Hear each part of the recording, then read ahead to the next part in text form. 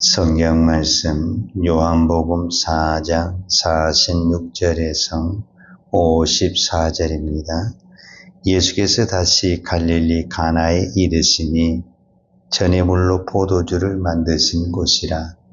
왕의 신하가 있어 그의 아들이 가버나움에서 병들었더니 그가 예수께서 유대로부터 갈릴리로 오셨다는 것을 듣고 가서 청하되 내려오셔서 내 아들의 병을 고쳐주소서 하니 그가 거의 죽게 되었음이라. 예수께서 이르시되 너희는 표적과 기사를 보지 못하면 도무지 믿지 아니하리라. 신하가 이르되 주여 내 아이가 죽기 전에 내려오소서. 예수께서 이르시되 가라 내 아들이 살아있다 하시니 그 사람이 예수께서 하신 말씀을 믿고 가더니 내려가는 길에서 그 종들이 오다가 만나서 아이가 살아있다 하거늘 그 낫기 시작한 때를 물은즉 어제 7시에 열기가 떨어졌나이다 하는지라. 그의 아버지가 예수께서 내 아들이 살아있다 말씀하신 그때인 줄 알고 자기와 그 온 집안이 다 믿으니라. 이것은 예수께서 유대에서 갈릴리로 오신 후에 행하신 두 번째 표적이니라. 아멘. 우리는 요한복음 2장에서 갈릴리 가나 혼인잔치에서 예수님이 물이 변하여 포도주가 되는 사건을 알고 있습니다. 성경은 그것을 예수님이 사역의 첫 번째 표적이다 이렇게 기록을 하고 있고, 오늘 요한복음 4장에서 동일한 이 갈릴리 가나라는 지역에서 왕의 신하의 아들이 무슨 병인지는 몰라요. 그러나 거의 죽어가고 있어요. 왕의 신하라는 것은 무엇을 말하냐면 거의 왕의 권력과 힘을 가지고 있는 사람을 의미하는 것입니다. 그러면은 이 사람이 자기 아들을 살리기 위해서 무슨 일을 안 했겠어요? 좋은 약을 안 먹였겠어요? 좋은 의사를 안 병했겠어요? 자기가 할 수 있는 권력과 힘을 다 동원해서 아들을 살리고 싶었어요. 이게 아버지의 마음 아닙니까? 그런데 내 힘으로 안 되는 거예요. 이것이 세상이 가지고 있는 권력과 모든 재물의 힘의 한계라는 것을 말씀하고 있는 것입니다.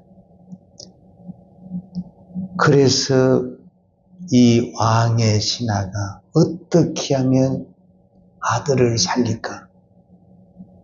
그런데 오늘 어떤 소문을 듣게 되냐면 이 갈릴리 가나에서 물을 포도주로 만든 왕의 신하인데 예수님은 잘 모르죠. 어떤 청년이 있는데 그 청년이 기적을 행한다더라.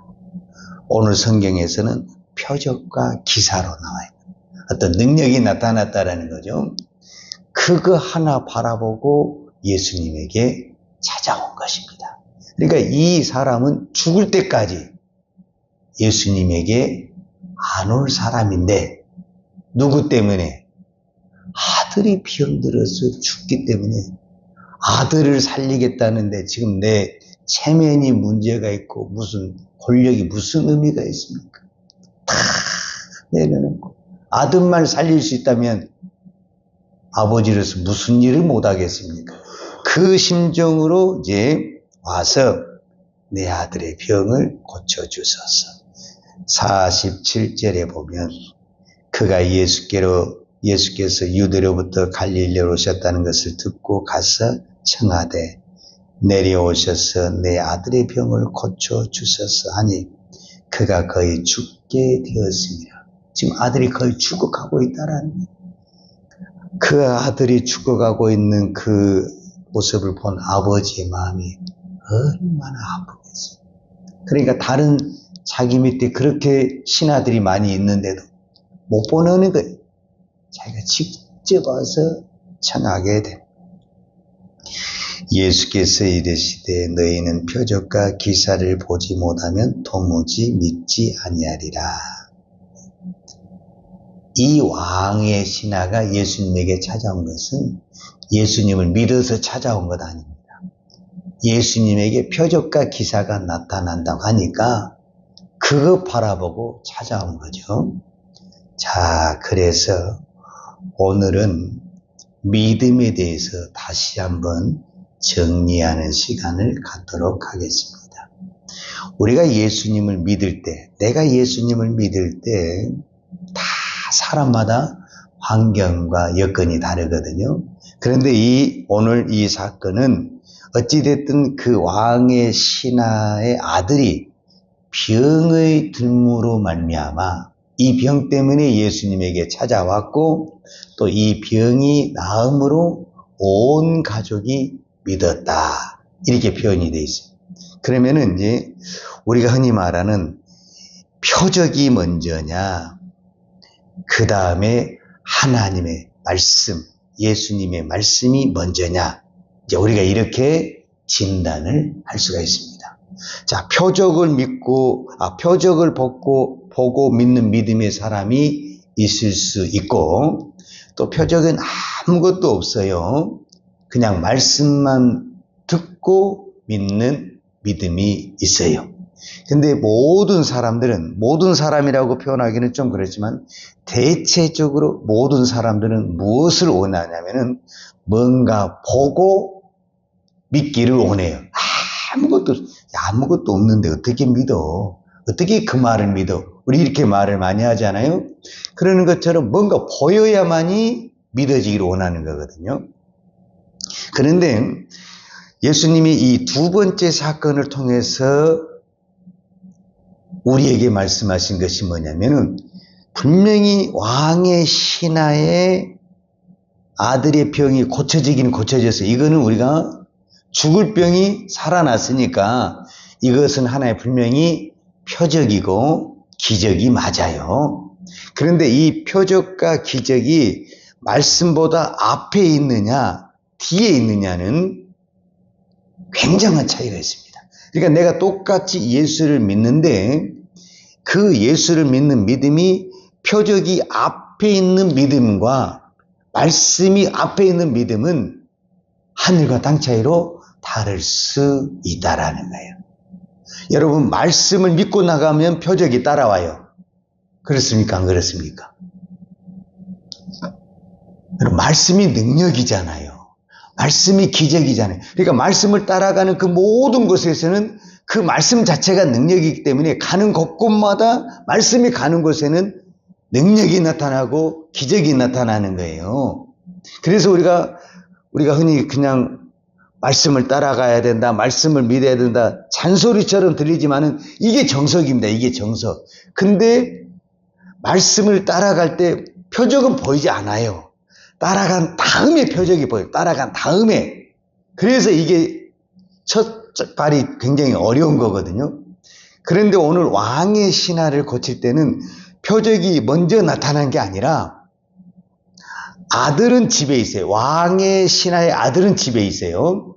아버지는 지금 어디냐면 길에서 예수님을 만났어요. 길에서 예수님을 만나가지고 예수님을 지금 모시고 집으로 가려고 하는 거예요. 왜? 죽기 전에 가야 됩니다. 죽은 다음에 가면 뭐 살려냅니까? 예수님이 아들이, 이 왕의 신하의 아들이 지금 죽을 병이 걸려 있는데 예수님 좀 늦어버렸다. 그럼 우리 생각으로 죽을 수도 있잖아요. 지금 아버지는 그게 제일 걱정인 거예요. 죽기 전에 예수님이 오셔야 되는데 죽은 다음에 오면은 된다, 안 된다. 왕의 그 신하의 마음에는 안 된다고 생각을 하는 거죠. 그러니까 죽기 전에 빨리 오셔야 된다는, 근데 예수님 갈 생각이 없는 거예요. 이 아버지는 얼마나 속이 타겠어요. 그러면서 또 뭐라고 말하냐면 아예 오지도 않고 네 아들이 살았다. 가라. 이 말씀을 믿고 가라는 거예요. 그럼 믿어집니까? 그런데 이 왕의 신하가 그 말씀을 믿고 갔다라는 거예요. 또 가는 길에 또 누구를 만나게 되냐면은 자기 집에 있는 또 종들이 이제 이 아들이 살아났으니까 빨리 오세요. 아들이 살아났어. 그 소식을 전하러 오다가 길에서 만났다라는 거예요. 그래서 딱 만나니까 언제 살아났냐. 오늘 성경에 보니까 52절에 그 낫기 시작한 때를 물은즉 어제 7시에 열기가 떨어졌나이다. 무슨 열병이 있었는가. 열이 떨어졌다 한 것 보니까 왜 왕의 신하는 시간을 멀었을까요? 이 사람은 왕을 섬기는 사람이잖아요. 이 사람은 시간에 완전히 탁 스케줄이 짜져 있죠. 왕이 그냥 아무 때나 움직입니까? 왕이 일어나는 시간, 왕이 잠자는 시간, 왕이 밥을 먹는 시간, 왕이 어디를 나가는 시간, 다 시간표대로 움직이잖아요. 그러니까 그게 몸에 배인 사람이잖아요. 왕의 신하가 한 사람 할 일이 뭡니까? 시간표를 정해서 왕에게 이렇게 시간표대로 가야 됩니다. 이 일을 하는 사람이 왕의 신하잖아요. 그러니까 그 사람은 이 시간에 대해서 아주 예민하죠. 그런데 딱 시간을 물었는데 그 시간이 어떤 시간이었다라는 거예요? 예수님이 자기한테 한 말이 있어요. 내 아들이 살았어. 집으로 가라. 그 말 할 때, 그러니까 예수님의 입에서 말씀이 떨어졌을 때 어쨌다라는 거예요. 이미 자기 집에 있는 아들이 어떻게 했다는 거예요? 살아났다. 있습니까? 자, 오늘 다시 이제 최종적으로 정리를 하겠습니다. 믿음은 똑같아요. 믿음은 표적을 믿는 믿음이나 말씀을 따라가는 믿음이나 겉으로 보기에 믿음은 똑같아요. 그러나 끝까지 가는 믿음은, 표적을 따라가는 믿음은 중간에 반드시 무너집니다. 그래서 기적이 나쁘다라는 것이 아니라 기적을 부인하라는 것이 아니에요. 절대 표적은 어디 앞에 가면 안 되냐면은 말씀 앞에 만약에 표적이 가버린다. 그러면은 말씀 앞에 표적이 갔다라는 것은 무슨 말과 같냐면 이 사람은 말씀이 없고 표적만 쫓아다니는 믿음이 된다 그 말이에요. 이 믿음은 풍랑이 불면은 무너지는 믿음입니다. 마태복음 7장에 똑같은 집이에요. 똑같은 집이요. 겉으로 보기에는 똑같은 집이에요. 근데 반석 위에 세워진 집과 모래 위에 세워진 집은 똑같은 집인데 풍랑이 오면은 무너지는 집이 있고 든든히 세워진 집이 있습니다. 이 반석 위라는 것은 단순히 돌 위에 세워졌다기보다는 오늘 요한복음 4장과 연결해 봤을 때 말씀 위에 세워진 집이고 모래 위에 세워졌다는 것은 표적 위에 세워진 집이다. 이렇게 생각할 수가 있죠. 쉽게 생각해서 표적 위에 세워진 집은 풍랑이 불면 어떤다? 거기서 또 기적이 보여야 되는데 안 보였다. 넘어져 버리는 거예요. 그러나 말씀 위에 세워진 원래 표적이 없는 거예요. 원래 말씀만 믿은 거예요. 그러니까 아무런 표적이 안 나타나도 이 사람은 말씀을 믿었기 때문에 그 말씀을 붙들고 어떤 것도 다 이겨낼 수 있고 물리칠 수가 있는 거예요. 그런데 예수를 안 믿는 사람도 그렇고 믿는 사람도 그렇고 기회만 있으면 우리는 무슨 기도를 하냐면은 오늘도 여러분 그런 기도할지 모르는데 하나님 한 번만 보여주세요. 내가 그렇게 피나이고 피나이다 한 번만 보여주세요. 이런 씨알데없는 기도를 하면은 응답이 안 된다. 지금 제가 그 이야기를 오늘 새벽에 드리는 거예요. 우리는 무엇을 보기 위해서 이 새벽에 나온 것이 아니라 말씀을 믿기 위해서 이 새벽에 나온 것입니다. 여러분, 표적을 쫓아가는 믿음은 이단의 믿음이고 종교의 믿음입니다.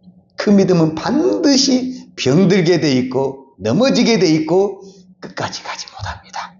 끝까지 가는 믿음은 무엇이다? 말씀이다. 그래서 오늘 성경에 이 표적을 보여주는 거예요. 절대 이 순서를 바꾸면 안 됩니다. 표적은 말씀 앞에 갈 수가 없다. 그런데 어떤 사람은 꼭 믿기는 믿는데 표적을 따라가 믿음을 보면요. 그렇게 불안합니다. 저거 언제 넘어질지 모르고.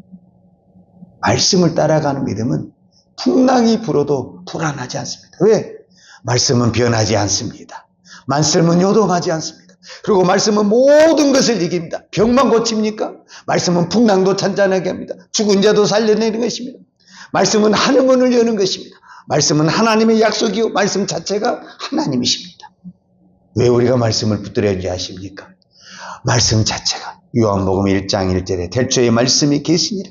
이 말씀이 하나님과 함께 계셔서 이 말씀이 곧 하나님이시니라. 말씀이 곧 무엇이다? 하나님이십니다. 우리는 하나님을 붙드는 것입니다. 말씀을 붙드는 것은 단순히 말씀을 붙드는 것이 아니라 하나님을 붙드는 것입니다. 그래서 우리는 모든 것을 이길 수 있습니다. 기도하십시다.